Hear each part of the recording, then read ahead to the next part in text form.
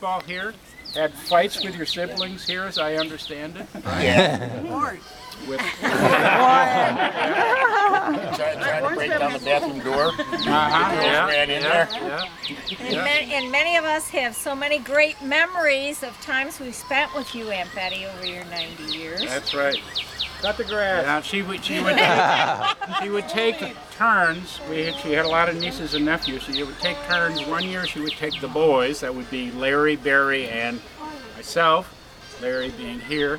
And she took us all the way down to Florida once. Wow. That was quite an experience, I'm sure for us, but even more so for her and Grandma. And then she would take the nieces on trips. And I understand. Go ahead. I took you, Larry and Barry to Yeti's. Oh, when you put the cherry bomb in the thing. And said we were going to leave that morning, but it was so peaceful, so calm. Let's stop here for a minute. And I knew the boys were doing something, but I didn't pay much attention. And then, boom! They lit a firecracker in the cannon. That was, Barry did that. Tattletales. He's not here to defend himself. They said, we're going to be arrested. We're going to be arrested. Well, who else has a tail? Somebody else must have an Aunt Betty tail. I'm the oldest, and so I went on a trip all by myself with Grandma and Aunt Betty. I'm not the favorite, no. But anyways, we went to Cape Breton.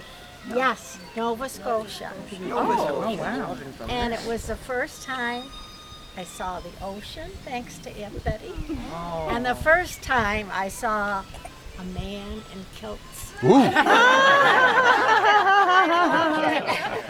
since it's been an issue. There's nothing sexier than a guy in kilts.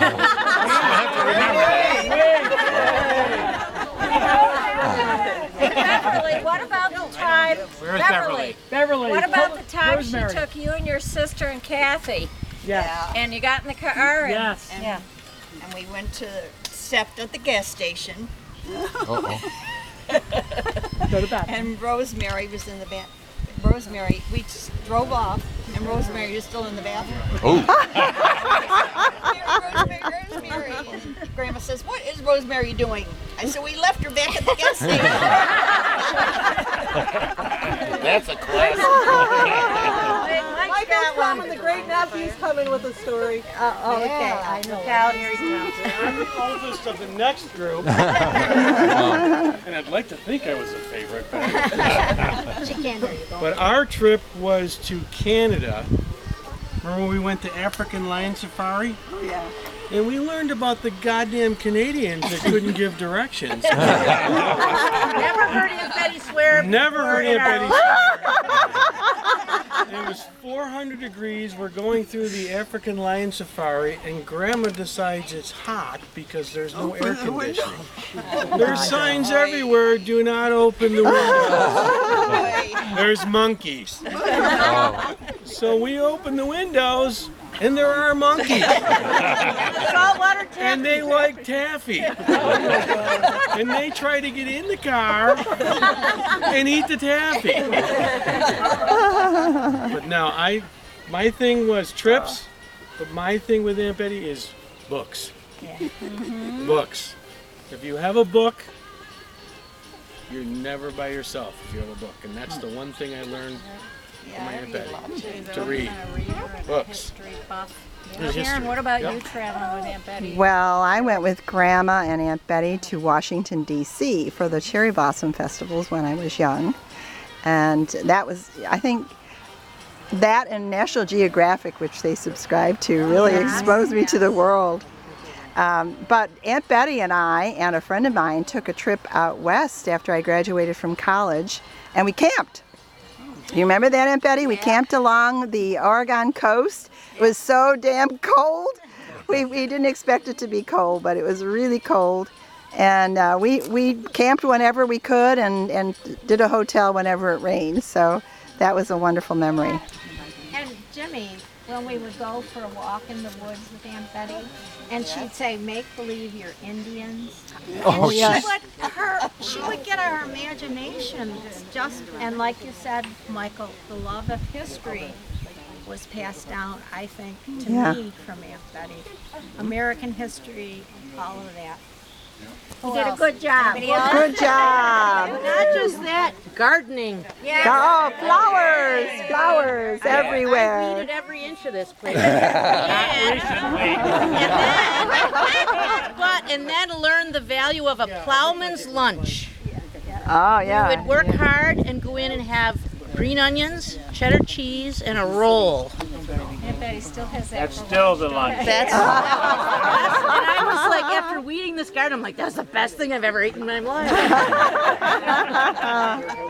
For some reason, I never had to weed. I'm not really sure how I got out of that, but I would go out in the garden and we would find treasures. Oh, yeah. Remember? Because the garbage dump was just outside the door. And they would throw all things which, long ago was garbage, but now it's like a treasure, a little piece of plate with a flower. You'd find out little treasures. Yeah. Yeah. Pick them up and bring them up.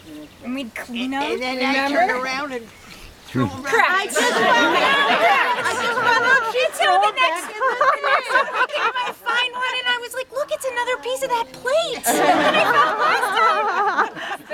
But she kept the cool ones, and if anybody wants to see them, they're in the house. There's some cool things. But yes, I learned that today. Broke my heart that you threw that. I remember when I had 3 girls with me, and we stopped at a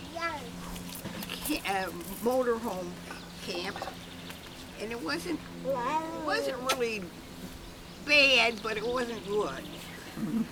And so one of the girls decided to open the window, and it cracked. My mother said, hold down the curtain and we'll get out there. That was when we were in Cape Cod. Cape Cod we did that. We broke the window. Oh, yeah? We'll get out early. Close the shade. Yeah, no. Traveling with Aunt Betty was marvelous. Traveling with Grandma was really an adventure. I never knew. Yeah, there were 2 grandmas. Yeah, You never knew which one was going to get up in the morning. Right? Yeah. Whoa. She could yell. She could yell. Woo-hoo. I love my gardening knowledge from Aunt Betty because she's taught me so much about gardening. We used to plant a huge vegetable garden down there. Remember that, Aunt Betty? Yeah. So much more than we could ever possibly eat. And there's nothing better than going down and picking those fresh beans or the tomatoes or the corn and then cooking it and eating it. And she taught me that you have to put alfalfa bunny pellets under the roses and Epsom salts. Epsom salts, right, Aunt Betty? Yep. And if anybody doubts the wisdom of that, check that rose out down there that we hardly ever do anything to. Right?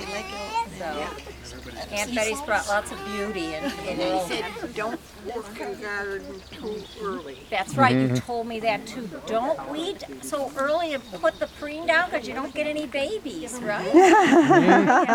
Baby plants that come up all the time. Yeah. My mother and her sister Rosemary, the gardening definitely bit her. Yeah. They both loved the garden, and my mother still loves the garden every day. I only grow strawberries. It's flowers I have. All right, well, we have food out over here on the table. Let's enjoy our food and our company together. Then we'll have a little birthday cake and some, we're going to have strawberry shortcake because that's what Aunt Betty wants. She doesn't- It's her thing, so. And it's her thing, but we still have to have a cake with some candles, so we'll do that too. So let's go get some food. Aunt Betty, you want to go first? No.